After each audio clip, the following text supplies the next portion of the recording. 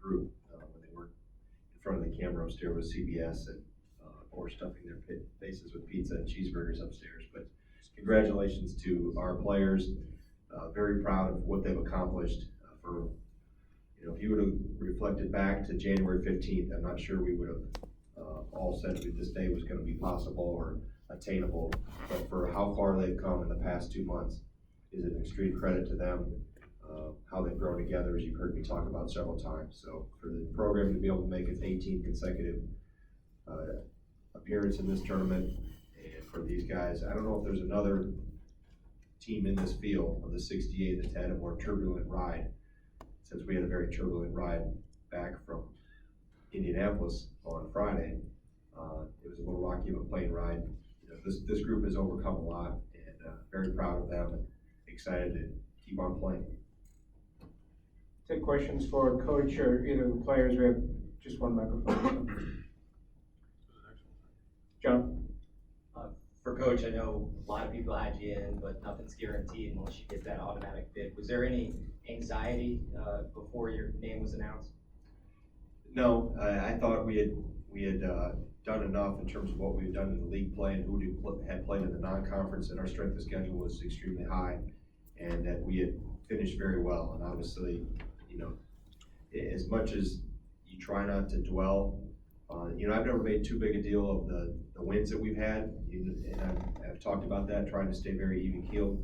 And I'm also not going to make too big a deal of any bumps that we take. So I wasn't going to overreact too much on Thursday's game, just like I don't overreact or underreact on any other, our wins at Maryland or Iowa or here, the ones we've had here at the Kohl Center. So I've tried to keep everything in perspective and trusted that we had done enough and these guys had done enough to put themselves in good position. Obviously, seeding was going to be something that was going to fluctuate.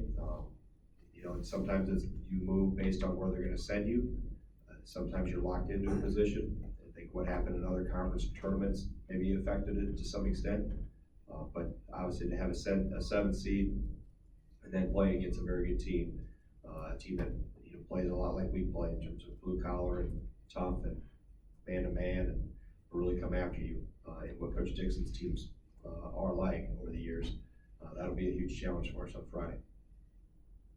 This is for a coach and either or both of the players, if they care to answer. Obviously, last year, Coach, expectations were really high going into the tournament. How are they different this year? Obviously, from outside the program, they might be a little different. How are they different inside the locker room, inside the team? I don't think they're any different. I think you always expect and prepare to have success, and you take that as far as you can possibly take it. So, and we've never tried to compare one year to the other. Every year is in itself, is in and of itself, and we just try to do the best in the position we're in. This group has created their own identity, said it's, so our expectations will be to prepare really well this week and play well on Friday. For the difference, last year we wanted to win national championship, and we believe we could. This year we want to win the national championship, and we believe we can. The only difference is people like you thought last year we could, and this year you don't. So other than that, we could care less. We couldn't care less. Again, it's always been, we're worried about us and what we're doing in the tournament. We got to take it one game at a time. And we believe in ourselves, and we play as hard as we can. Good things usually happen. Jeff? For Nigel and Bronson, I don't know if you heard your coach say that he tried not to overreact to the Nebraska loss, just as he doesn't overreact to victories. We didn't get a chance to talk to you two guys or some of the other guys after the Nebraska game. What was your mood initially after that performance, and how has it changed since then?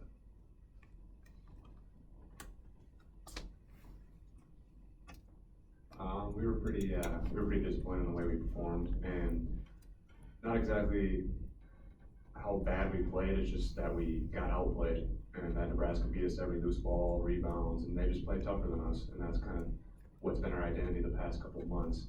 And for us to come out like that against Nebraska, a team we feel like we should have beaten, we were just pretty disappointed. Along those lines, does that loss to the players give you a little bit more of a chip on your shoulder? Or do you guys not need a chip on your shoulder?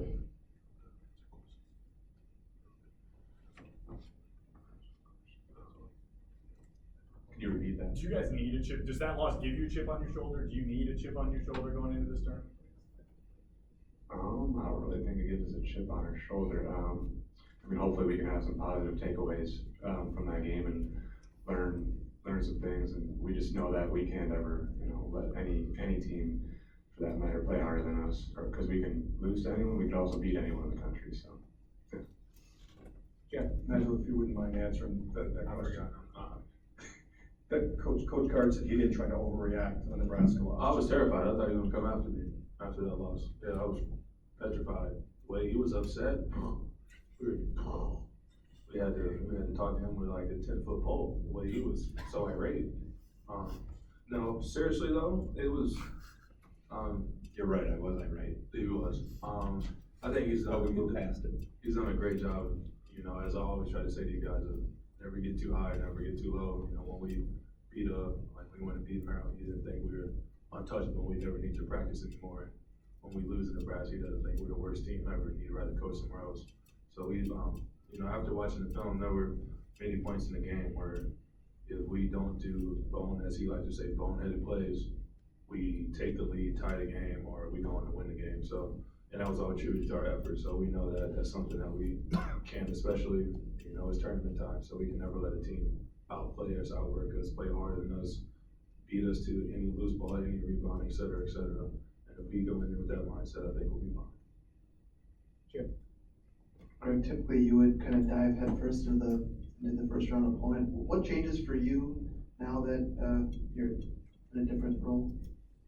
Probably nothing. I'll still dive headfirst into Pittsburgh, and Coach Close will take Pittsburgh, Coach Paris will take Xavier, and then Coach Moore will take Weber State, just how it is aligned. Coach Close has had Pittsburgh in the past. Lamont had Xavier last year when they were in the West with us, so I'll obviously have to focus more on us, but I'll definitely do my due diligence with Pittsburgh as well.